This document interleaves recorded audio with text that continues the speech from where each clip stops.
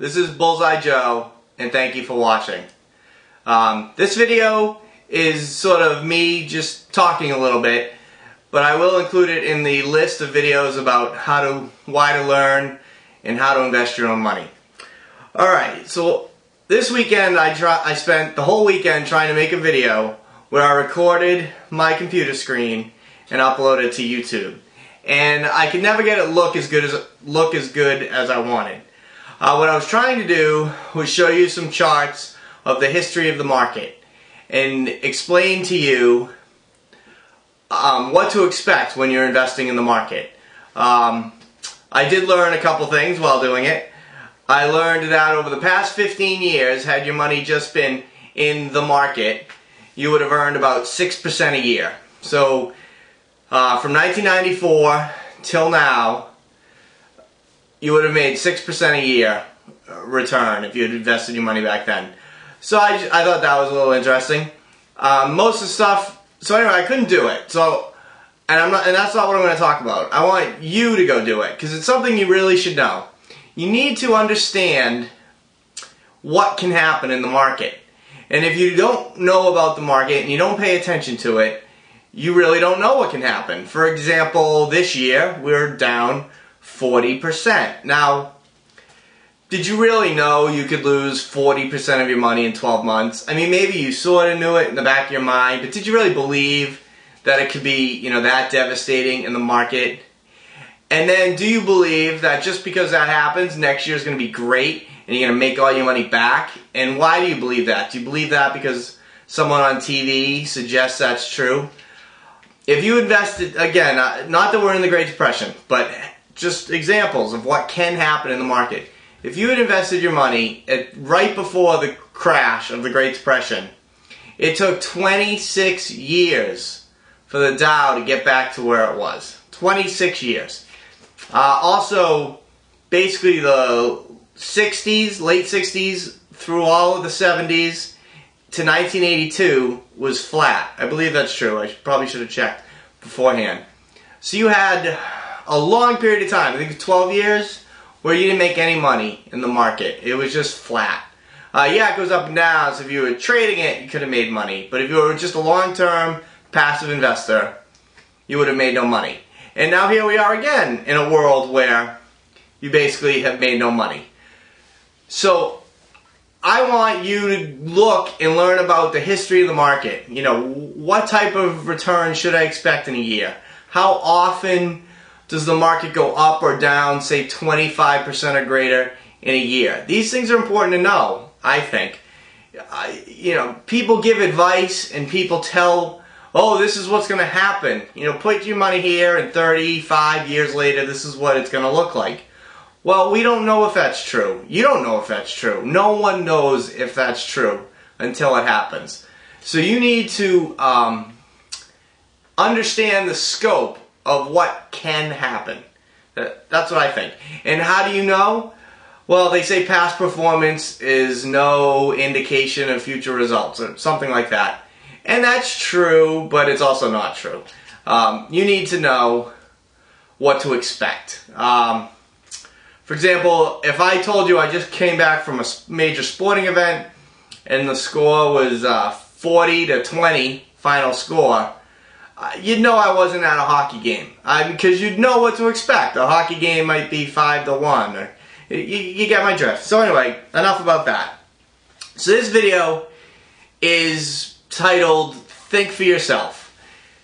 And that's what I'm trying to tell people to do. If you don't want to invest your own money, fine. But you should think for yourself. And if you're interested in investing your own money, then you absolutely have to think for yourself. You cannot listen to what other people tell you. You just cannot. You absolutely cannot. There's so many rules. Like, I actually have a page, multiple pages of rules on how to invest. They're my own rules that, yeah, I've probably stolen a lot of rules from Buffett and etc. But they're my own rules that I think are absolutely true. And I probably could say 50 rules right now that I say, this is the #1 rule. And then I'd say like 50. Well, one of the #1 rules is you have to think for yourself, and you have to do what you think is right.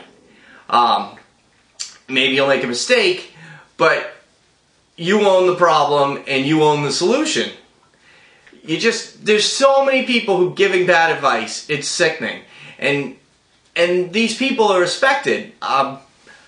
Bernanke, I probably already mentioned this in a prior video, I don't know. But this one just gets me. Bernanke, a year and a half ago, whenever it was, a long time ago, I think April 2007, said, there's a small problem with subprime mortgages, but it's contained. It will not bleed into the economy. Well, hello, come on. We're in such a financial problem. Everyone knows it's housing related, or at least it began with housing, and now it's everything else. It's a credit crisis, it's unemployment, it's people's unwillingness to spend because of the amount of money they've lost on their house and the stock market. But you had one of the leaders of the country telling us how there was no problem whatsoever. He acknowledged there was a little problem with subprime mortgages, but it was fully contained. I remember I watched him say that live. I was pissed off the second he said it because I knew he was wrong. So anyway, you have to think for yourself. You have to learn, and you have to be your own person. And that doesn't mean you have to invest your own money, but that's where I take it. You take it wherever you want.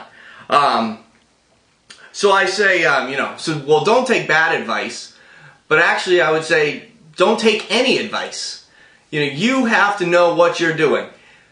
You can listen to the advice, but you can't take it. You can only act on advice if you understand what the person or people are telling you and you agree with them.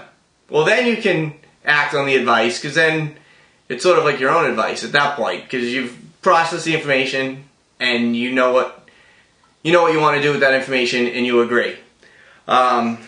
So let's see, a couple of things. Today, a Ponzi scheme, a new Ponzi scheme was broken up by the government. I don't know if you saw that. It was very small potatoes. It was no 50 billion. I think it was like 26 million. But, so the government's trying to say they're doing something now. Now they're on the case of Ponzi schemes. Now that, everyone's lost their money. Oh, one more. I was watching TV today, and they said, a guy was telling you how the market was going to bounce back. And the way he began the phrase was, history suggests. And then he said, history suggests based on blah, blah, blah, percentage, this, that, this, the market's going to go back up. You know what? Again, that's sort of crap. Like, yeah, history suggests. Come on, does he believe it? If he believed it, wouldn't he say, I think the market's going higher because of X, Y, Z? History suggests is such crap. Because then when it doesn't happen, he could say, well, history suggested that it would, but, I didn't say it would. So anyway, I think I'm running out of time. Think for yourself, and also learn about the history of the market so that you know what's going to happen in the market. In future videos, I'm going to talk a lot more about a lot more. So I hope you enjoyed watching. Thank you for watching.